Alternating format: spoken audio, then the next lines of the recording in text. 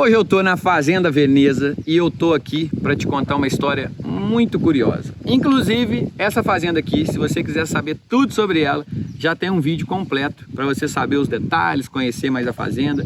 Tem um card já aí, a gente já filmou, mostrou ela toda por dentro, todos os detalhes. Mas esse vídeo de hoje eu quero te contar sobre a história de um barão. Acredita que o proprietário dessa fazenda, no período da escravidão, foi um barão e um barão negro? O primeiro e único barão negro do Brasil nessa época do Império, né? Você acredita nisso? Um barão negro num período da escravidão e que chegou a ter quase 1000 escravos. Impressionante, né? Essa aqui é uma das fazendas. Na verdade, ele possuiu várias fazendas, mas todos esses detalhes eu vou te contar agora. Então fique por aqui que você vai entender e vai ver que história curiosa.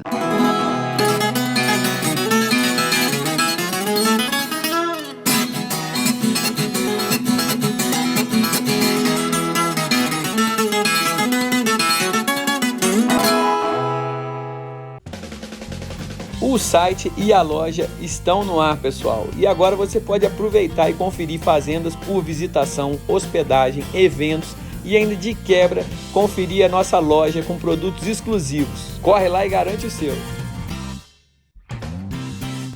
O protagonista dessa história se chamava Francisco Paulo de Almeida, mais conhecido como Barão de Guaraciaba. E aí eu quero saber de você agora. Coloca aqui nos comentários se você já conhece a história. Talvez você vai ouvir esse vídeo e sabe de uma história que eu não contei aqui, ou talvez não, talvez você é um descendente desse barão. Me conta aqui nos comentários, eu quero saber, quem sabe eu não consigo te trazer aqui nessa fazenda se você é descendente. Já pensou?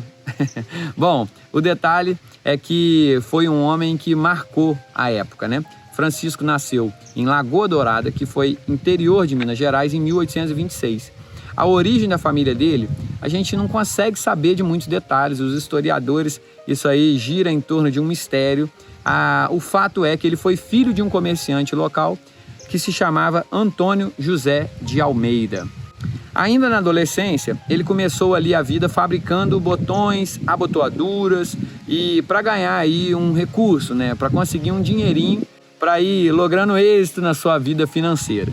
Nos intervalos, ele tocava violino em enterro, onde ele recebia ali algumas moedas, como os pagamentos e desse serviço ali, né? Ele também pegava toco de vela, que sobrava ali de funeral, para ele poder estudar à noite, ou seja, um jovem muito dedicado, muito esforçado, que tentava ali, junto com os seus recursos, conseguir chegar em algum lugar, né? Ele tinha ali as suas ambições. Nessa época, Francisco trabalhava, né, de tropeiro, novo, jovem, e ele fazia ali um trecho viajando de Minas Gerais pela estrada real que passava por Valença, Rio de Janeiro, e ganhou ali algum dinheiro comprando, vendendo gado, conheceu muitos fazendeiros nessa época, o que ajudou ele a ter êxito aí e também a ter alguns contatos, né, importantes que ajudaram ele a sair daquela condição inicial dele, né?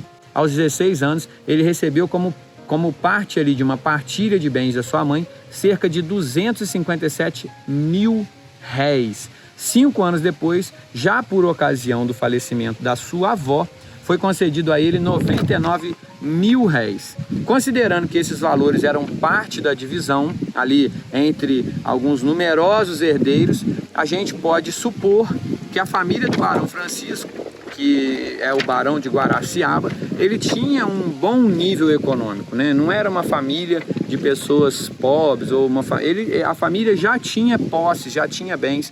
Isso aí ajudou ele a ter êxito aí nessa parte financeira na sua vida. E foi aí, nessa época de muita negociação com esses fazendeiros, que ele foi conseguindo um recurso e começou a comprar terras aí na região de Valença para poder plantar café. Depois dele se casar com Dona Brasília Eugênia de Almeida, que era uma mulher branca, ele se tornou sócio do sogro, que também era fazendeiro e negociante no Rio de Janeiro. Nesse ano, ele conseguiu comprar aí a primeira fazenda no Arraial de São Sebastião do Rio Bonito. Começava ali a sua ascensão como um próspero cafeicultor no Vale do Paraíba Fluminense. Então, nesse início, se deu a jornada ali do Barão de Guaraciaba. Assim começou.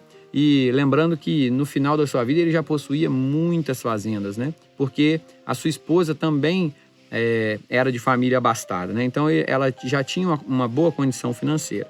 Após a morte do sogro, então, ele assumiu todos os negócios. Ele já era sócio do sogro e acabou assumindo esses negócios. E a sua fortuna, então, disparou, né? Ali ele comprou 7 fazendas, que eram todas ali espalhadas pelo Vale Paraíba Fluminense e também interior de Minas. Uma pausa rápida no vídeo para te falar sobre um passeio que vai acontecer nos dias 25 e 26 de setembro de 2021 em Fazendas do Vale do Café.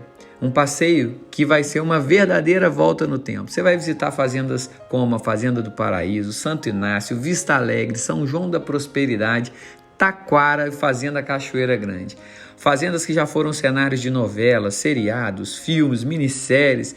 Realmente fazendas paradisíacas, né? Fazendas lindas, vai ser uma verdadeira volta no tempo. E você pode participar com a gente deste passeio. Ainda temos vagas. Então, se você está interessado, olha aqui o vídeo na descrição e você vai saber mais detalhes. Também você pode acessar o nosso site fazendasantigas.com e saber de todos os detalhes por lá. E só aqui, na Fazenda Veneza, só nessa belíssima fazenda, acredita-se que o barão tenha tido cerca de 400 mil pés de café. Só aqui nessa fazenda. E também 200 escravos. Mas considerando que ele era um barão rico e com muitas outras fazendas, um aristocrata também, a gente, por estudos, historiadores estimam que ele tinha aí cerca de 1.000 escravos, somando aí as outras fazendas também. Então, apesar de ser um barão negro, ele era escravocrata e possuía escravos, né? Isso aí é quase que uma incoerência para a época, mas uma realidade aí desse barão, né? Em poucos anos, o barão de Guaraciaba, né, Francisco Paulo de Almeida, comprou várias outras fazendas além dessa daqui. Essa fazenda é linda, gente. Dá uma olhada aqui ao fundo. Isso aqui é uma tulha. Talvez, né, não a única tulha, mas é uma tulha e tem um alpendre, né, muito bonito. Tem ali também um lambrequim por cima, que são aqueles acabamentos. Vou mostrar aí isso mais de perto para vocês.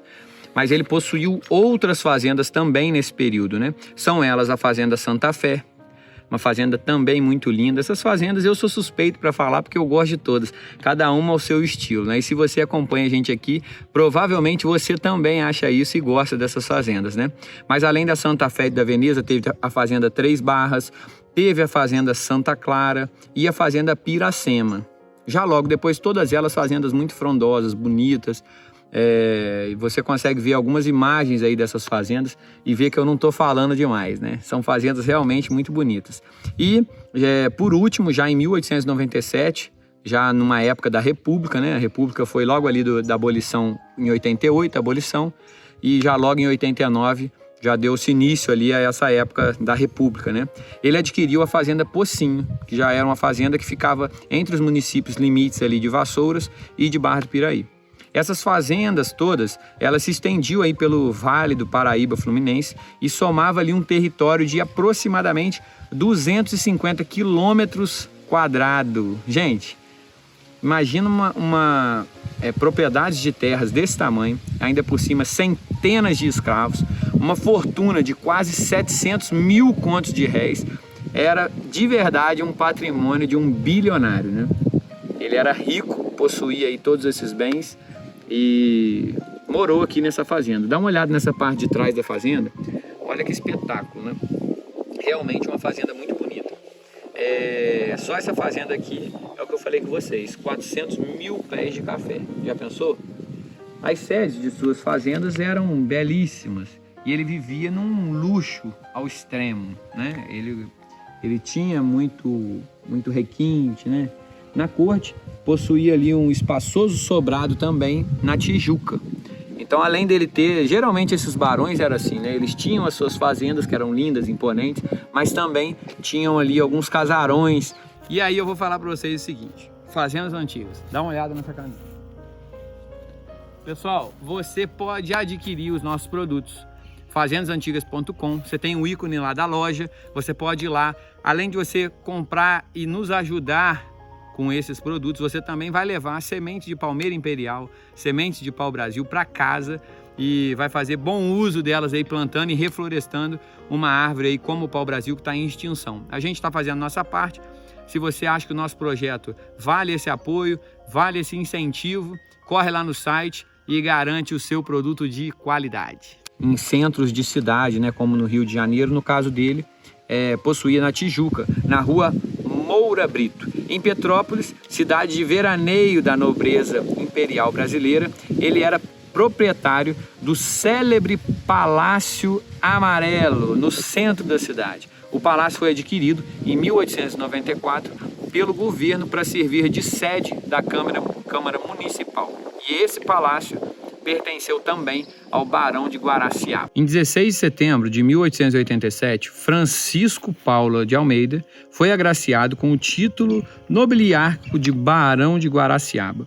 Segundo o decreto assinado pela princesa Isabel, regente do trono, na ausência do imperador, o título foi concedido por merecimento e dignidade, pela beneficência em favor da Santa Casa de Misericórdia de Valença. Então ele se empenhou em construir, em ajudar de alguma forma, né, ou ser um mantenedor. Ele se empenhou ali em alguma obra social relacionada à Santa Casa de Misericórdia de Valença e foi agraciado com o título de barão. Ele foi o provedor ali durante os anos de 1882 e 1884.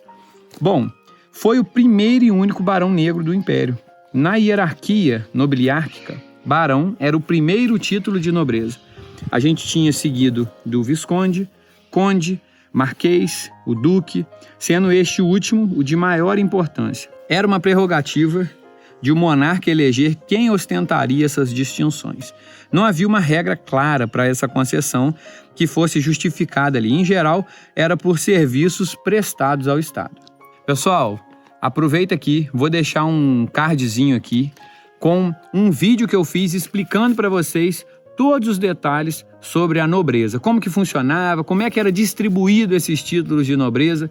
Ó, o cardzinho tá aqui. Se você por um acaso está assistindo na televisão, entra aí no nosso canal que você vai curtir. Também tem alguns conteúdos no Cortes dos Fazendas Antigas, tá bom? Que é um segundo canal que a gente tem. Vamos continuar. Francisco de Paulo de Almeida, o Barão de Guaraciaba, ele iniciou sua trajetória em uma época em que tinha um alto fluxo, né, desses africanos que eram escravizados, né? Foi um período mais intenso, mais vigoroso desse momento. E a partir de 1850, com o fim desse tráfico negreiro, que foi a Lei Eusébio de Queiroz, a reposição dessa força de trabalho ia ocorrer por meio do tráfico interno dos escravizados. E também continuou tendo aí um tráfico, apesar de proibido. Isso aí, infelizmente, foi uma realidade. Inclusive, eu já fui numa fazenda que tinha reprodução de escravos nela. Se você quiser saber mais, eu vou deixar o cardzinho aqui ou no final do vídeo, se você quiser pesquisar, Fazenda Santa Clara. Ela, infelizmente, foi uma fazenda que teve, acredita-se, né, os historiadores contam que teve esse tráfego ali de escravos e eles reproduziam lá dentro da fazenda esses escravizados, infelizmente, né? Se sabe que nessa época, Francisco desfrutou de uma amizade com a princesa Isabel e o conde D. Mas o título de barão só foi concedido no final da sua vida. Bom, como grande fazendeiro, um homem de negócios, um aristocrata de verdade, Francisco certamente acompanhou todos esses embates aí finais sobre essa questão de mão de obra escravizada, né? A verdade é que o fim definitivo desse tráfico, a lei de terras, a introdução de mão de obra livre, ele participou disso tudo, né? Dos imigrantes nas fazendas de café, a lei do ventre livre, do saxagenário e, por fim, em 1888, realmente veio a abolição. E aí as coisas mudaram, né? A partir daí, e logo então veio a República, e aí que realmente teve um fim isso tudo. É importante destacar que Francisco ele nunca foi escravo e na sua árvore genealógica, apesar de ter algumas dificuldades ali nela, é um mistério para os historiadores, né? Saber, porque não tem detalhes ali sobre a mãe dele, se ela foi de fato uma escrava ou não. Então, dessa forma, Francisco nasceu livre e filho de homem branco em meio a um período de escravidão vigorando que ainda tinha no Brasil naquela época, algo que com certeza deu oportunidade de conquistar muitas outras coisas que na época poucos negros conquistariam ali, né? Por ele ter o pai branco, ter acesso, casou também com uma mulher, filha de fazendeiro, que tinha muitas posses, virou sócio. Então toda essa história contribuiu para ele ser esse barão de sucesso que ele foi, né? Aproveita, se inscreve no canal, já deixa aí o seu like, comenta, indica fazendas pra gente. Isso tudo ajuda a contribuir com o nosso canal. E eu vou deixar aqui durante todos os nossos vídeos, vocês estão vendo que agora apareceu um QR Code. É uma das formas que você tem de contribuir com a gente, com o nosso canal, de apoiar o nosso projeto, de catalogar, de rodar, de trazer essas fazendas lindas para vocês aqui. Uma das formas é justamente contribuindo com o nosso canal. Então você pode estar na televisão assistindo, posiciona o seu celular aqui para cá, pega esse QR Code aqui, você vai ser direcionado para uma página onde você pode fazer uma doação para o nosso projeto. E eu não estou aqui numa posição de pedinte. Na verdade, eu estou atrás de apoiadores, mantenedores do nosso projeto. Então, se você acha que vale a pena, é um projeto bacana e importante para o Brasil, o que eu estou fazendo, a nível de catalogar esses patrimônios culturais e trazer isso de fácil acesso para a população, incentivando a preservação, incentivando o turismo rural. Se você acha que isso é bacana e vale a pena, essa é uma das formas que você tem de contribuir. E continuando, falando aí do Guaraciaba, o famoso Barão Negro, ele começou aí a se desfazer dos seus bens, e apesar dele ter tido uma vida de nobreza, né? Mas viveu uma vida bastante confortável, eu diria, até morrer, na casa de uma das filhas dele, no Rio de Janeiro, em 1901, aos seus 75 anos de idade. Teve uma vida bastante confortável aí, apesar de muito trabalho.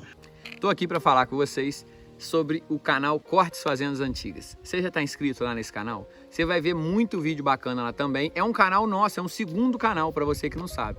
Então vai aí, eu deixei aqui na descrição do vídeo, também nos cards no final desse vídeo, para você se inscrever. E se você não está assistindo da televisão, digita aí Cortes Fazendas Antigas e se inscreve também, curte os conteúdos de lá, tá joia? Seus herdeiros, inclusive alguns ex-escravos, agraciados aí pelo dono e que permaneceram com o patrão aí após a alforria, né? Mesmo eles sendo libertos, eles continuaram dando um apoio aí para o barão. Então, isso aconteceu em muitas fazendas. Os escravizados ficavam assim, eu vou para onde? E se ele era bem tratado ali, ele acabou ficando e mantendo ali na fazenda, ajudando a trabalhar, talvez a partir dali, monetizando, né? Passando a ganhar ali o seu sustento. Mas mesmo assim permaneceram ali, né? A verdade é que muitos desses ali que permaneceram com o barão, com o patrão após a alforria, receberam dinheiro e propriedades e se espalharam aí pelo estado do Rio de Janeiro, Minas Gerais, por essas fazendas aí do barão. Ele foi um grande empreendedor que acabou banqueiro, homem de negócio, fazendeiro e senhor de escravidão. É preciso empenho e coragem dos historiadores para estudar esse símbolo bem-sucedido de mestiçagem. Diz Mary Del Priore. Essa não é uma frase minha, é uma frase dela, que resgata aí um pouco da história do Barão de Guaraciaba em seu livro Histórias da Gente Brasileira. Essa é a história de um ícone aí, né, de um barão negro, foi o primeiro e o único. Então, se vocês curtiram aí, já deixa aí o seu like, seu comentário. A gente apresentou alguns detalhes aqui bacanas para vocês e trouxe essa história fantástica aí, como alguns aqui dizem, fabulosa para vocês aí. Agora, o YouTube deu uma nova ferramenta de você contribuir com a gente. Se esse vídeo que você está assistindo aqui agora valeu para você, você pode deixar o seu valeu ou o seu obrigado, não sei como está aparecendo para você, aqui no fundinho do vídeo. Você tem essa opção agora de deixar um joinha pra gente aí, um valeu, um obrigado, que é uma das formas que você tem também de contribuir aí com o nosso projeto. Vambora que ainda tem muita coisa para mostrar, hein? Pessoal, estou aqui com a Mônica Destro, que é a descendente direta do Barão de Guaraciaba e vai trazer um pouco de pessoalidade aí, né, de intimidade do Barão para o nosso vídeo, para vocês terem uma ideia por um contexto um pouco diferente, não é isso, Mônica? Isso mesmo. Bom, apresenta um pouco para o pessoal quem você é e um pouco aí, fala pra gente, tem alguns objetos aqui na mesa, algumas fotografias, o que é isso tudo, né? Então, eu descendo do Barão de Guaraciaba, Francisco Paulo de Almeida, né? Sou trineta dele, a filha dele, Cristina, mãe do Antônio Augusto, que é pai da Júlia, que é minha mãe. Né? Agora eu vou te interromper aqui, porque olha só, nós estamos falando do primeiro e único Barão Negro. Sim. Que é o Barão de Guaraciaba. Isso mesmo. E aí, de repente, vem a trineta dele com um olho azul e um cabelo louro e liso. Explica isso aí pra gente, como é que é? Então, o Barão, ele casou as filhas com portugueses, né? E isso já veio, né, um homem mais claro, né, com olhos claros e tal. E a minha mãe, que é filha de um louro de olho azul, né? Casou com um italiano. Então a miscigenação aqui tá reinando. Entendi. Veio de muito lado, né? Isso, como todo bom brasileiro. Então tá bom. Bom, aqui tem um livro, que tem uma pessoa com a gente hoje aqui também, que é um historiador, Adriano Novaes, que entende muito aí dessas fazendas, da história aí dos barões. E ele trouxe um livro, nós estamos na Fazenda Veneza, e ele trouxe um livro que mostra um pouco do mobiliário da época aqui, na época que era dona ainda Lili Marinho, que mostra aqui o interior do casarão. Então, deixei aqui um livro só para mostrar para vocês, para ilustrar que parte dessa mobília ainda está na casa, né? Mas o vídeo completo do casarão, onde a gente apresenta mesmo todo o casarão, eu vou deixar para vocês aí na descrição. Aqui a gente está mais se atendo à história do Barão de Guaraciaba. Explica um pouco para a gente esses objetos, tem essa xícara, tem umas fotografias do Barão. Aqui eu trouxe alguns talheres, né? Christophe é um talher mais de prata francesa, né? Eram itens comuns da época, bem requintado. E aqui uma das xícaras de chá chamadas casquinhas de ovo. Essas são japonesas. Olha que bacana. Gente, isso aqui dá até medo de encostar. É muito leve, gente. Vocês não têm noção. Dá medo até de botar água quente aqui dentro. Né? E aqui você vê, ó. Tem aqui um númerozinho aqui, não sei se vocês vão conseguir ver. 84 e ali tá falando Christopher. Bem pequenininho aqui. Bom, são utensílios aí da época do Barão. Isso, né? Isso. E eu trouxe também algumas fotos originais, né, dos filhos. Alguns filhos, né? Alguns com família, outros só as crianças. Aqui uma boda de prata dos filhos. E o interessante é que isso aqui, olha a grossura, né? É uma foto, mas tá tipo um papelão, né? Isso, na época eram usados assim, né? E ó, olha que detalhe, né? Isso é raro a gente ver, né? Na mesma família, preservado. Olha que bacana. Tem umas que falam que são de Paris, né? Essa de Zurique. Outra de Zurique, ó. Olha aqui. Essa Porto. Esse aqui é filho do Barão. Isso. São filhos do Barão de Guaraciaba. E essa daí? Filha, filho, filha com marido, filha com família, filho com família. Esse aqui é a filha? Adelaide. Tá, aqui ó, a filha, o marido e os filhos, né, os netos do Barão, no caso. Também, olha que bacana, ó. Também é tipo um papelão mesmo aqui. E isso é moldurado, né? Naquela época usava bastante moldura dessa forma. Olha que legal. Bom, e conta pra gente, aqui a gente vê umas fotografias também do Barão. Essa aqui, pessoal, é a irmã dele, né? Irmã Maria. Interessante falar que pra época, né, ela deve ter passado bem um perrengue, porque era divorciada. E foi morar com o Barão, ela viveu com ele até os seus últimos dias. Olha aí. Esse aqui é o Barão. Isso, em torno de 18 a 20 anos. Essa daqui é Isabelinha, foi uma escrava fiel que ficou com ele até o fim da sua vida e, inclusive, foi beneficiada juntamente com outros, né, ex-escravos no inventário dele. E bacana falar que o Barão, ele, apesar dele ter tido muito escravo, e ele era, sim, um escravagista, ele tratava muito bem, né? Segundo conta na família, não haviam essas coisas de tortura, né? Tronco. Mas era serviço forçado, a gente não vai negar isso, né? Era mão de obra, né, que existia na época. Porém, o que a minha família contou de pai para filho era que não existia tortura, tá? Porque na verdade tiveram sim, independente de ter ou não ter, o trabalho era escravo. Era escravo. Mas... o Brasil foi e a gente se deve à mão de obra escrava, né? Não resta dúvida. Com certeza.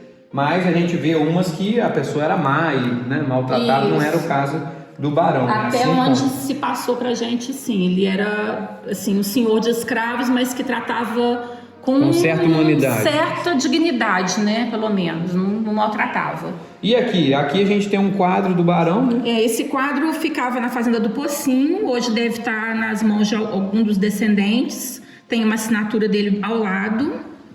Olha que legal. Acima você vai ver um rascunho de minuta de testamento. Aqui ao lado a baronesa. Inclusive tem uma história com relação à baronesa, pessoal, que você pode contar melhor, que ela faleceu em uma fazenda. Ah, sim, ela faleceu na fazenda de Três Barras. Essa fazenda fica em Bem Posta, distrito de Três Rios. E o barão ficou desolado com a morte dela, não pisou mais na fazenda e vendeu. Essa fazenda foi vendida, inclusive, para o Dr. Moura Brasil. E o detalhe também é que, você vê, ele gostava muito da baronesa e ele vendeu a fazenda. Se você pegar os registros antigos, o Adriano estava comentando com a gente aqui, que na época era a fazenda de maior expressão financeira. Sim, era a melhor avaliada. A melhor avaliada. Então você vê, ele ficou tão chateado que a melhor fazenda dele, né? Ele abriu mão, né, de conservá-la por conta da perda da esposa. Da esposa. E aqui tem uma outra foto dele de mais idade, né? Provavelmente já na época que a baronesa faleceu. Lembrando que ele faleceu em 1901. E ela em 1889. Bacana. Interessante, né? E tem alguma história que você pode falar dele, que você lembra, ou que foi passado aí de geração em geração? É interessante falar uma coisa que foi contada, né, de pai para filho também, que inclusive se passou aqui na Fazenda Veneza. Ele doou terras para a construção de uma estrada de ferro, né? Inclusive depois foi chamada Estação Paulo de Almeida. E na época da inauguração, o imperador esteve presente. E estima-se que foi nessa data que o barão alcunhou ele por Guaraciaba pela primeira vez, por conta de ele ter alforriado 100 escravos em homenagem ao imperador. E então o imperador o chamou de Guaraciaba, que dentre outros significados pode ser o astuto. Então a gente estima que foi daí que ele começou a vincular Guaraciaba ao Francisco Paulo. Ah, que legal. E aí anos depois, ou não sei se foi... Eu não sei quanto tempo foi depois, ele abriu, né, inaugurou o Livro de Ouro na Santa Casa de Valença, para arrecadar fundos para poder abrir o abrigo das órfãs, né? Isso o Adriano Novaes vai poder explicar melhor para a gente. E diante disso a princesa Isabel esteve lá, o próprio imperador também, e ela depois, posteriormente, deu o título a ele, assinou o título a ele. Aí, que bacana. Aí ele recebeu esse título nobiliárquico de barão e assim ficou chamado, Barão de Guaraciaba, né? Isso. E tem um outro detalhe aqui nessa casa de uma filha que você descobriu, né? Sim, porque eu faço a genealogia do barão, né? Então eu tomei gosto por isso. Meu avô começou, com o falecimento dele os papéis ficaram guardados durante muito tempo e uma hora acabou chegando na minha mão e eu me apaixonei pela genealogia. E diante disso eu tive que me familiarizar com a paleografia também. Então a gente faz muito pesquisa nesses livros de registro de batismo e eu pesquisando no site do Family Search, né, que é dos Mormons, né, da Igreja dos Mormons, que é o maior banco de dados do mundo para genealogia. Eu encontrei aqui em Conservatória o registro de uma filha que até então não era divulgado para os descendentes. O nome dela era Otília. Ela nasceu e morreu com 2 anos e meio aqui nessa fazenda. Olha aí, que muito bacana, né? E nessa fazenda que a gente está aqui pertenceu também ao Barão de Guaraciaba. Quais outras fazendas? Porque ele teve outras fazendas. Sim. A gente pode falar aí, citamos já a Fazenda Pocinho. A Pocinho, que fica em Barra do Piraí, a 3 Barras em Bem Posta, ainda existe, hoje a proprietária é a dona Regina Lúcia. A Fazenda Santa Fé, eu desconheço o proprietário, mas também já está em ruínas, assim como a Pocinho. A Santa Fé fica em Chiador, né? E ele teve também, não era fazenda, mas era o Palácio Amarelo, o Palácio Amarelo, né, que é a sede da Câmara Municipal em Petrópolis. Vale a pena a visita também, que é um prédio maravilhoso. Você vê, muito rico. E um detalhe que eu quero mostrar para vocês, pessoal, é que diferente de muitos outros barões da época do café, que faliram com a abolição, sim, ele se reinventou. E diferente desses muitos que faliram, ele não faliu, porque ele se reinventou economicamente falando. E aqui no final, a gente vai ver aqui... Aqui o Banco de Crédito Real. Olha aí. Foi um dos fundadores. Ele se envolveu, né, com essa questão. Se tornou banqueiro, acionista, né? Se tornou banqueiro. E aqui a gente vê umas inscrições de um jornal. Aqui. Olha aqui, ó, que bacana. Ele fez parte da Associação Promotora da Imigração Asiática. Foi expositor de café em Nova York e Buenos Aires. Companhia Séries Brasileira. Companhia Geral Estrada de Ferro do Brasil. E Banco Mobilizador. Olha aí que bacana. Então você vê que ele se reinventou, apesar do que aconteceu aí nesse cenário que os fazendeiros encontraram na época de dificuldade por conta da abolição. Ele se reinventou e não quebrou. Perdeu aí essa mão de obra que levou à falência de muitos cafeicultores da época, mas ele foi para um outro caminho e não morreu falido, né? Morreu pelo contrário, deixou uma vasta herança aí para os filhos. Infelizmente, né, eram muitos descendentes, então o dinheiro, como não teve aquele empreendedorismo todo do barão, praticamente se perdeu, né, ao longo dos anos, né? Mas ele deixou todo mundo muito bem. Aí, que bacana.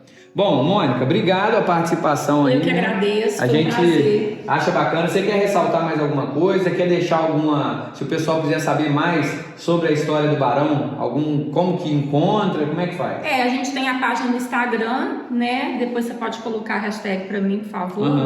Na descrição eu coloco. Na descrição. Tem no Facebook também. Lá no Facebook você vai encontrar o link do site, né? Em breve eu termino a genealogia, também vou estar publicando o livro, que é mais referente à genealogia, mas vai ter algumas particularidades da história dele, também bem interessantes. E é isso, a gente tem que valorizar a nossa ancestralidade, seja ela qual for, porque eles fizeram quem nós somos. Nós estamos aqui agora, saímos da fazenda e viemos aqui no centro de Valença para contextualizar vocês, exatamente fazer esse link aí com o Barão de Guaraciaba e esse contexto da Santa Casa, que a gente está agora no Museu da Santa Casa. O Adriano vai explicar para a gente aqui um pouquinho, né? Exatamente, aqui nesse museu nós temos uma pinacoteca de um formato de mais 40 telas que retratam os antigos barões do café no século XIX aqui no município de Valença. E um deles é o Barão de Guaraciaba, que foi um importante provedor aqui de 1883 a 1884, né? E ele teve uma participação muito importante.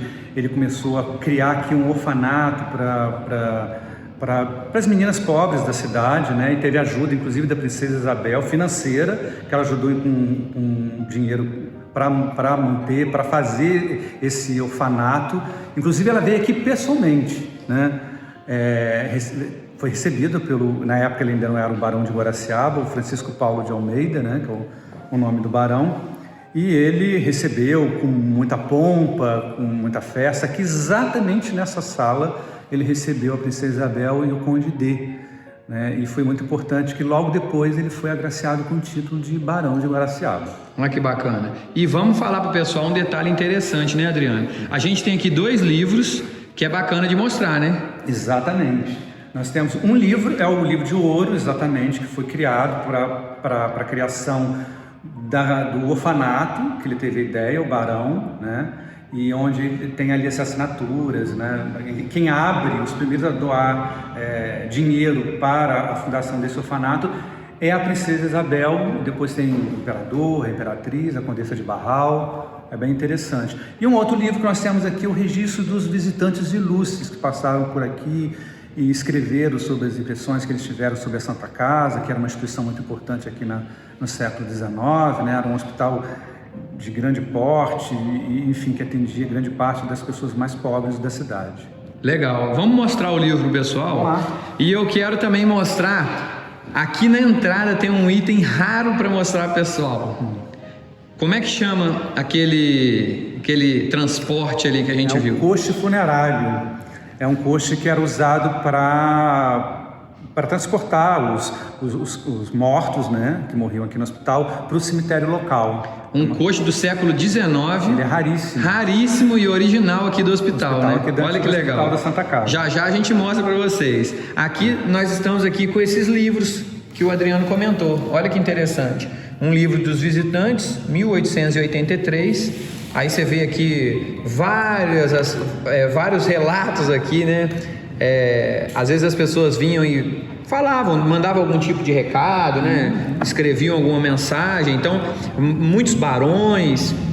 Aqui tem vários papeizinhos aqui, ó, com diversos barões, inclusive parte desses que você vê em quadros aqui, ó, que a gente já vai mostrar para vocês esses quadros. E aqui você vê o dos benfeitores do asilo de meninas desvalidas da cidade de Valença, província do Rio de Janeiro. Olha que livro importante, né, André? Muito, né? Esse aqui é o Barão, é o livro de ouro, né? Para arrecadar dinheiro para fundar o asilo, né? Bom, vamos mostrar para a turma. E aqui tem, ele abre o livro como provedor da Irmandade da Santa Casa, que era a instituição mantenedora do hospital da cidade. Que é o Barão de Guaraciaba, né? Como Francisco Paulo de Almeida, né? Depois vem toda a mesa administrativa. E depois os primeiros doadores estão aqui, que é a Condessa D, a Princesa Isabel, que doa 500 mil réis. Em nome do imperador 400 mil réis e em nome da imperatriz 200 mil réis. Olha que legal. Sua Majestade, o Imperador, Sua Majestade, a Imperatriz, né? Depois desse espaço aqui, depois vem a Condessa de Barral com 50 mil réis. Curiosamente, tá aí, né? Mas muito legal. E explica aqui pra gente essa sala e esses quadros aqui lindos que a gente vê aqui. Esses quadros, eles originalmente são daqui mesmo? Foram feitos para cá? Como é que é? Exatamente, foram feitos para cá. Era uma forma de homenagear os antigos provedores que passavam por aqui. Toda vez que de 4 em 4 anos mudava, né, o provedor, e eles procuravam, a própria Irmandade, a própria instituição mandava confeccionar os quadros e colocava aqui no salão, conhecido já no século XIX como Salão Nobre, né? E aí para ficar perpetuado aí na história cada provedor que passou por aqui. E ficou, né? Ficou, exatamente. Hoje são mais de 40 telas, eles não continuaram, né? Mas grande parte deles aqui tem o primeiro, que é o Conde de Baipendi. Conde de Baipendi? Conde de Baipendi. É esse aqui? Exatamente, é o fundador em 1838. Olha que bacana. E aqui abaixo dele, essa tela de corpo inteiro do Visconde do Rio Preto, que foi um dos maiores benfeitores da Santa Casa, por isso que ele ganhou um quadro desse tamanho, né? Lembrando que o Visconde do Rio Preto, eu sempre gosto de trazer esses nomes aos nomes de fazendas. Ele é da Fazenda Paraíso, né? Exatamente, Fazenda Paraíso e outras, mas principalmente a Fazenda Paraíso, onde ele construiu e viveu, era a principal fazenda dele. Olha aí que bacana. Gente, Adriana, por favor, fica do lado desse quadro, só para o pessoal ter uma ideia do tamanho desse quadro. Olha isso, pessoal. Tô tendo que vir longe para enquadrar o quadro inteiro, ó. É realmente enorme, é grande. Você vê, esse quadro aqui tem outros. Agora, uma coisa que chama atenção nessa sala aqui, né, Adriano? É que a gente olhando todos esses quadros, um quadro em específico salta aos olhos aqui dentro. Exatamente. E por que salta aos olhos, pessoal? Ó, tô mostrando para vocês diversos quadros. Isso aqui tudo benfeitores aí, né? Pessoas importantes que doaram aí recursos para essa casa ter funcionado, né? O asilo das meninas, né? Das crianças. Agora tem um quadro aqui em específico que chama atenção. Olha ali, ó. E por que chama atenção, Adriano? Um barão negro, no meio de tantos barões aqui, todos praticamente aqui possuem escravos, né? Inclusive o próprio barão de Guaraciaba, né? Mas é uma coisa que chama muita atenção, né? No meio dessas... No meio de todas essas telas, né? O primeiro e único barão negro que passou, né? Essa mobília também é original? Parte dela? Como é que é? Essa mesa maior não, que era da Câmara Municipal, mas aquela mesa do lado, que era a mesa do provedor, né? A mesa de reunião do provedor. Que é original daqui. Original. Agora, o restante da mobília, sim? Sim, todos os outros móveis que estão aqui são da Santa Casa desde o século XIX. Olha que legal, gente. E aqui tem um outro móvel rico em detalhes, tanto esse relógio, né, muito bonito. Exatamente, um relógio também bem antigo. Tanto esse, tipo um sofá, né? Olha que lindo, gente. Cheio de detalhes. E aqui a gente está bem no centro da cidade, né? Ó, nós estamos bem no centro da cidade, olha aí, ó. Aqui é Valença. Interessante. Pessoal, e é esse o trole de carregar mortos, que é o original aqui da Santa Casa. É um trole funerário. Olha que interessante. É um objeto, né, pouquíssimo visto. Ainda você vê um desse original, que foi utilizado, inclusive, né, não é só uma relíquia, mas é uma peça mesmo de época e que teve a sua função, né? Então, muito interessante. Olha que bacana de você ver isso aqui preservado, né? Muito legal. Bom, pessoal, a gente chega ao final aqui de mais um vídeo. Eu espero que vocês tenham gostado dessa volta ao passado aí com a história do Barão de Guaraciaba e a Fazenda Veneza. Aqui a gente está aqui se despedindo também, agradecendo do Adriano Novaes, a Mônica também, que veio aqui, a descendente do Barão, né? Deu esse prestígio pra gente, né? Muito obrigado vocês dois, tá? Eu que agradeço, Paulo Vitor, por essa oportunidade, por essa tarde maravilhosa aqui na Fazenda Veneza, esse lugar histórico, enfim, foi muito bacana. Fiquei muito satisfeito de estar aqui. Eu também só tenho que agradecer tanto ao Adriano, né, e a você, Paulo, essa oportunidade emocionante de estar pisando no solo dos meus ancestrais. É isso aí. Foi maravilhoso, não tenho palavras para agradecer. Agradeço também por mim essa oportunidade aos proprietários, tá? Eu estimo que você tenha todo sucesso com esse maravilha de vídeos que você faz de todas essas fazendas, que continue assim, só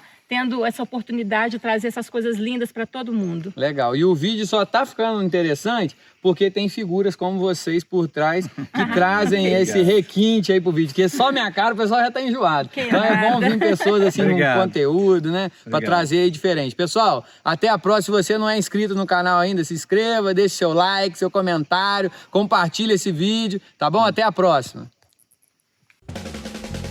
O site e a loja estão no ar, pessoal. E agora você pode aproveitar e conferir fazendas por visitação, hospedagem, eventos e ainda de quebra conferir a nossa loja com produtos exclusivos. Corre lá e garante o seu.